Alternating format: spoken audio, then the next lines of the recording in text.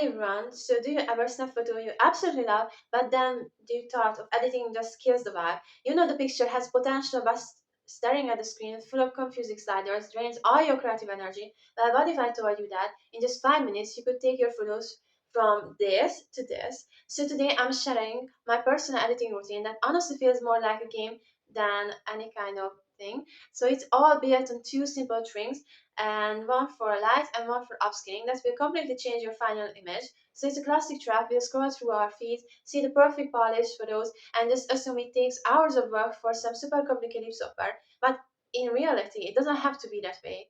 Honestly, the biggest mood in a photography and any kind of post making right now is shifting away from total perfection and more towards authenticity and emotion. So the goal isn't to make your photos look fake. So it's to make it feel more like a moment you actually capture. It's about boosting the story that you're trying to tell. My 5 minute routine designed to do exactly that.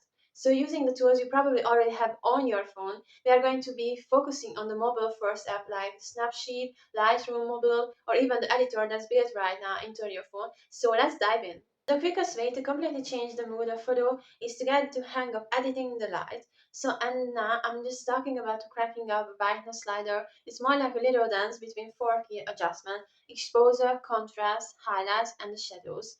So now my point is, first go ahead and open your photo in your favorite editing app. It doesn't matter what it's called. Instead of immediately hitting the brightness, start with exposure. Just think about exposure as the base level of brightness camera captured. If the whole picture feels a little too dark or way too bright, the tiny nudge here is all you will need. So next up, the contrast. This is where the magic really starts to happen. So bumping up the contrast make the draft darker and the bright brighter, which is instantly makes your subject pop up.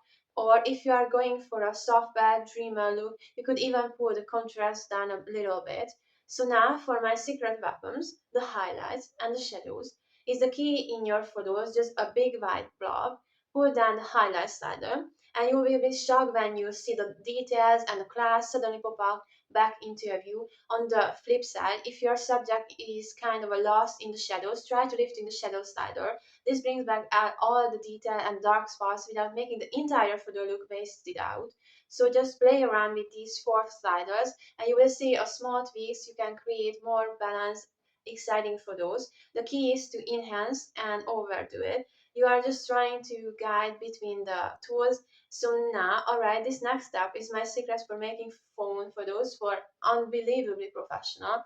Ever noticed how you can edit a photo post? It suddenly looks like a soft or even pixel. That's usually because the compression that social media platform use.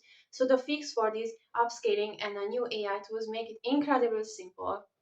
So the upscaling basically uses artificial intelligence to boost your photo resolution by smartly adding a new detail and sharpness, all without looking fake.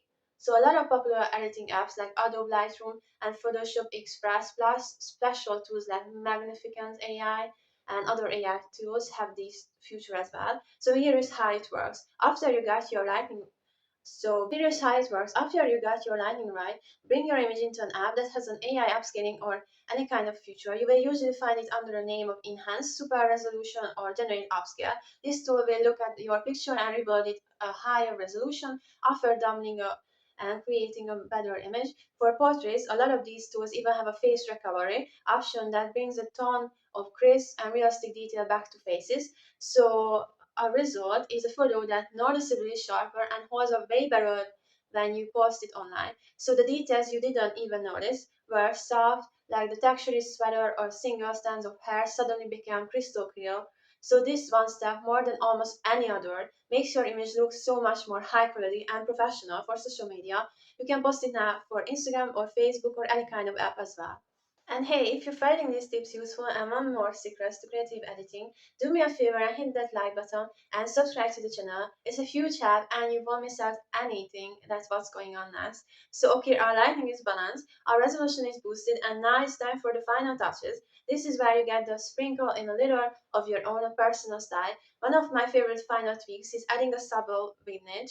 Just by darkening the edges of the frame a little, will pull the viewer's eye directly to the middle of your photo or any kind of art that you want to post, which adds a niche sense of depth and focus. Another great touch is to add a little bit of a grain. I know for years everyone was trying to get rid of a grain, but adding a fine, controlled layer can give a digital photo a real timeless film-like feel. So that a little bit of my imperfection of film makes a photo feel more authentic and emotional, which is a huge trend right now. So you should try it out for sure. So you can also do a final check on your composition. Use the crop tool to try out the roll of tours. Just place your subject on one of the interest schedule and for more balanced and interesting shot.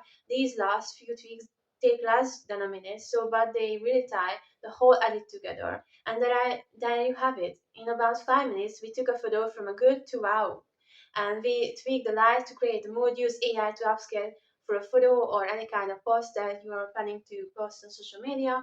So it can be a quick, fun, and super creative part of your content creation process. So the best editing apps are always the ones that just click for you. So I would definitely recommend trying out a few like Snapseed, Lightroom to see which one you like using the most. Now I got a challenge for you. Try this 5 minute routine on one of your own photos this week. I would absolutely love to see what you create. So tag me on the social media or even better, drop a comment below and let me know which of these tips made the biggest difference for you. So what's your biggest struggle when it comes to editing? Let's chat about in the comments. So thanks for watching and I will see you in the next one.